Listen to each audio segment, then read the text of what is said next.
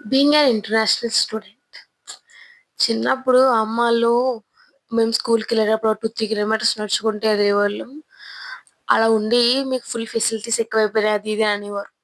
అబ్బో 2-3 కిలోమీటర్స్ ఎలా నడిచేవారురా బాబు వాళ్ళు అని అనుకునేదాన్ని. ఇప్పుడు మీన్‌వైల్ వి బి లైక్ అంతే, ఒకవేళ 2-3 కిలోమీటర్స్ అంటే దగ్గర అన్నట్టు. వెరస్ వాకింగ్‌కెళ్ళినప్పుడు 4-5 కిలోమీటర్స్ అంటే అది నార్మల్ అన్నట్టు అయిపోయింది. అండ్ ఇంట్లో ఉంటే కనీసం బీచ్ చివరకు కూడా బండి మీద ఎళ్ళొస్తాం గదా! కానీ ఇక్కడ అలా కుదరదనమాట. అలాంటిది ఇప్పుడు చాలా కిలోమీటర్స్ నడుస్తున్నాం.